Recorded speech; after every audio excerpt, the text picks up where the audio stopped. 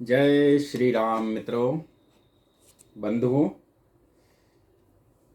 श्री वाल्मीकि निर्मित आर्ष रामायण आदि काव्य जो कि हम पठन कर रहे हैं, इसमें बहुत ही अच्छा एक सर्ग है। 35वां सर्ग। 35वें सर्ग में संख्या दी हुई है रावण की जो सेना है, जो राक्षस हैं, उन राक्षसों की संख्या दी हुई है।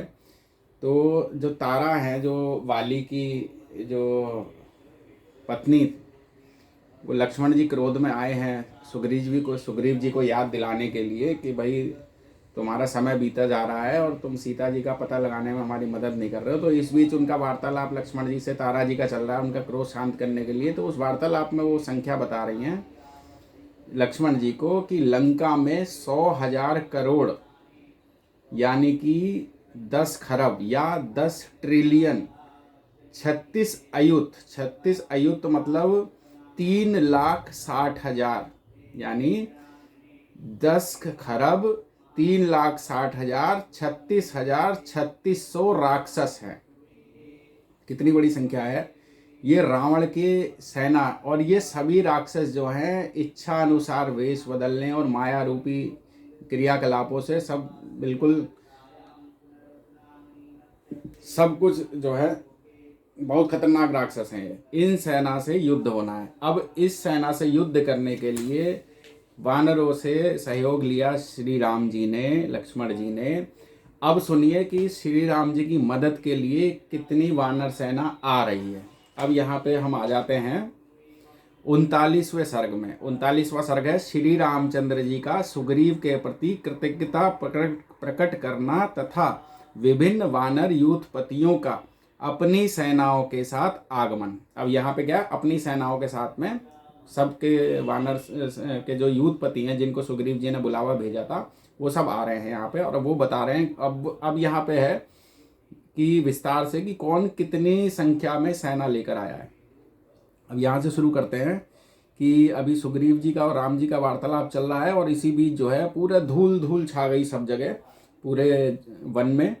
और जब वो धूल शांत हुई तो देखा गया कि तदंतर पर्वतराज के समान शरीर और तीखी दाढ़ वाले असंख्य महाबली वानरों से वहाँ की सारी भूमि आच्छादित हो गई, मतलब पट गई, मतलब भर गई पूरी भूमि। पलक मारते मारते अरबों वानरों से घिरे हुए अनेकानेक यूथपतियों ने वहां आकर सारी भूमि को ढक लिया। ठीक है जी। अब हम सीधे काम की बात पे आते हैं जहां पे संख्या दर्शाई जा रही है। तो संख्या का हम आपको बताते हैं कि उस समय परम कांतिमान शतबली नामक वीर वानर 10 अरब वानरों के साथ दृष्टि गोचर हुए। 10 अरब वानर लाए, ठीक है जी, शतबली जी। तत्पश्चात सुवर्णशैल के समान सुंदर एवं विशाल शरीर वाले तारा के महाबली पिता, यानी कि तारा जो रानी तारा है ना, उनके पिता आए हैं सहस्त्र कोटि वानरों के साथ वहां उपस्थित हुए। कोटि वानर, कोटि मतलब ये करोड़ों में आ गया। हिंदी वैदिक जो गणित है उसमें हमारा आता है 1 इकाई 10 दहाई शत सैकड़ा सहस्त्र हजार अयुत 10,000 लक्ष लाख प्रयुत 10 लाख कोटि करोड़। एक कोटि मतलब 1 करोड़। और यहाँ पे जो है यहाँ बताया गया है सहस्त्र कोटि। सहस्त्र मतलब 100 कोटि यानी कि 100 करोड़ों की संख्या में। ठीक है जी। इसी प्रकार रूमा के पिता और सुग्रीव के ससुर, रूमा यानी सुग्रीव की जो वाइफ है, पत्नी है, उनके पिता आए हैं उनकी मदद के लिए और वो वहां उपस्थित हुए। उनके साथ भी 10 अरब वानर, कितने, 10 अरब वानर लेके आए सुग्रीव जी के ससुर। तदंतर हनुमान जी के पिता कपि श्रेष्ठ श्रीमान केसरी दिखाई दिए, केसरी नंदन हनुमान जी। तो हनुमान जी के पिताजी आए हैं और वो देखिए कितनी बड़ी सेना लाए हैं। उनके साथ सहस्त्र वानरों से, वो भी सहस्त्र वानरों से घिरे हुए थे। ठीक है जी।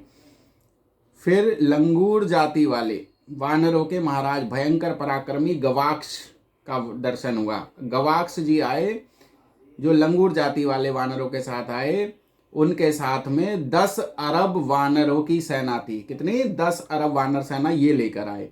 शत्रुओं का संहार करने वाले धूम्र भयंकर वेगशाली 20 अरब रीछों की सेना लेकर आए। धूम्र ये रीछों के सेनापति थे, तो ये लेकर आए 20 अरब रीछों की सेना। ठीक है जी। महापराक्रमी यूथपति पनस जो थे वो 3 करोड़ वानरों के साथ उपस्थित हुए। कितने? 3 करोड़ वानर। ठीक है जी। अब आइए आप, यूथपति नील का शरीर। अब नील आए हैं यहाँ पर। नल नील का आपने वर्णन सुना होगा रामायण में। तो नील आए हैं, ये 10 करोड़ कपियों से घिरे हुए थे, अर्थात वानरों से। कपि मतलब वानर। तो जो नील है ये 10 करोड़ वानर लेकर आए। अब जो है तदंतर यूथपति गवय, जो स्वर्ण में पर्वत मेरु के समान कांतिमान और महापराक्रमी थे, 5 करोड़ वानर लेकर आए गवय जी। ठीक है जी। उसी समय वानरों के बलवान सरदार दरिमुख भी आ गए। अब दरिमुख जी देखिए, 10 अरब वानरों की सेना कौन लाए? दरिमुख जी। अश्वनी कुमारों के महाबली पुत्र मेंद और द्विविद, ये दोनों भाई थे, 2 भाई हैं ये, मेंद और द्विविद। और ये भी 10-10 अरब वानरों की सेना लाए। मतलब 10 अरब मेंद जी की सेना है और 10 अरब द्विविद की, दोनों भाइयों की, यानी कि 20 अरब सेना दोनों भाइयों की मिलाकर। अब देखिए, तदंतर महातेजस्वी बलवान वीर गज 3 करोड़ वानरों के साथ आए। गज जो है ना, रीछों के राजा जाम्बवान बड़े तेजस्वी थे। अब देखिए, जाम्बवान जी आपने रामायण में देखा होगा, जामवंत जी जिनको कहा गया है। तो ये रीछों के राजा थे जाम्बवान जी। ये भी कई हजार, 10,000 लगभग हाथियों का इनके अंदर बल था। तो ये आए हैं, ये 10 करोड़ रीछों से घिरे हुए थे। मतलब 10 करोड़ रीछ की सेना ये लेकर आए थे जामवंत जी। इनको जामवान कहा गया है यहाँ पर। रूमण नामक तेजस्वी और बलवान वानर 1 अरब पराक्रमी वानरों के साथ वहां पर आए। ठीक है जी। 1 अरब पराक्रमी। इसके बाद यूथपति गंधमादन उपस्थित हुए। उनके पीछे एक पद्य वानरों की सेना आई। एक पद्य मतलब पद्य आ गया आपका वैदिक संख्या के हिसाब से। ये हमारा आया इकाई, दहाई, सैकड़ा, हजार, 10,000, लाख, 10 लाख, कोटि, करोड़, अर्बुद मतलब 10 करोड़, अब्ज मतलब अरब, खर्व मतलब 10 अरब, निर्खव मतलब खर्व, महापद्य 10 खर्व। और ये लेकर आए हैं यहाँ पर 1 अरब पद्य, सहस्त्र पद्य। पद्य मतलब ये हो गया आपका अंत्य, मतलब ये खरबों से भी बहुत ऊपर पहुंच गया। ठीक है जी। मतलब जिसको गिना ही नहीं जा पाएगा, इतना पहुंच गया ये। और उसके बाद में सहस्त्र पद्य और 100 शंकु वानरों की सेना थी। इनके सैनिकों की कुल संख्या 10 शंख थी। 10 शंख 1 पद्य। 10 शंख 1 पद्य मतलब बहुत ऊपर निकल गया ये सबसे लास्ट पहुंच गया हिंदी वैदिक गणना के अनुसार। इनकी गिनती नहीं हो सकती। ठीक है जी। अब आप आइए, तदंतर तारों के समान कांतिमान नामक वानर 5 करोड़, तार नामक, इनका नाम तार था, ये 5 करोड़ भयंकर पराक्रमी वानरों के साथ आए। अब आए इंद्र जानू, इन्हें इंद्र भानु भी कहा गया है। ये 11 करोड़ वानरों के साथ उपस्थित हुए। अब आ जाइए आप इसके साथ 11, अब सूर्य के रंभ आए। इनके साथ 11,100 वानरों की सेना थी। फिर आए वीर यूथपति दुर्मुख के साथ 2 करोड़ वानर थे साहब। अब आ जाइए आप, ये कैलाश शिखर से आए हैं, हनुमान जी आ गए अब। ठीक है जी। और इनके साथ 10 अरब की संख्या में, हनुमान जी के साथ 10 अरब सेना थी वानरों की, सिर्फ हनुमान जी के साथ। फिर आए नल, जो नल नील का जो जिक्र है, अभी नील की सेना बताई थी, अब नल की सेना है जो 1 अरब 1,100 द्रुमवासी वानरों से घिरे हुए थे। तदंतर अब आए दधिमुख जो है 10 करोड़ वानरों को लेकर आए। इनके सिवा शरभ, कुमुद, वहीम तथा रंग, ये और दूसरे भी बहुत से इच्छानुसार रूप धारण करने वाले वानर यूथपति सारी पृथ्वी, पर्वत और वनों को आवृत करके वहां उपस्थित हुए, जिनकी कोई गणना नहीं की जा सकती। मतलब इनकी तो गणना ही नहीं की जा सकती। अभी तक तो गणना चल रही थी, लेकिन इनके पास जो सेना थी वानरों की, उनकी गणना तो करना ही मुमकिन नहीं था। अब देखिए, ये वहाँ आए और सभी जो है वानर वहाँ पृथ्वी पर बैठे, चारों ओर जमा हो गए, सबने घेर लिया।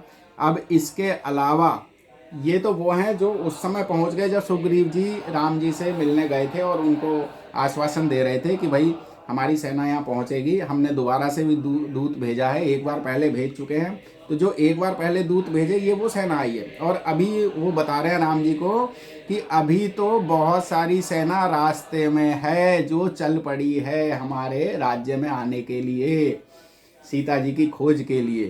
तो आप सोचिए कि रावण से युद्ध जो था इतना आसान नहीं था, और वानर सेना भी, कितनी वानर सेना श्री राम जी की मदद के लिए एकत्रित हुई है। तो ये बहुत महायुद्ध था। मैं मानता हूँ कि शायद महाभारत से कहीं ज़्यादा, क्योंकि महाभारत तो बाद में हुआ, तो महाभारत से कहीं ज़्यादा विध्वंसकारी विनाशकारी युद्ध ये रहा होगा। चलिए आज के लिए इतना ही। इसके बाद कोई और अनोखी जानकारी हमको यहाँ मिलेगी तो हम आपके साथ ज़रूर साझा करेंगे। बहुत बहुत धन्यवाद। जय सिया राम, जय श्री राम।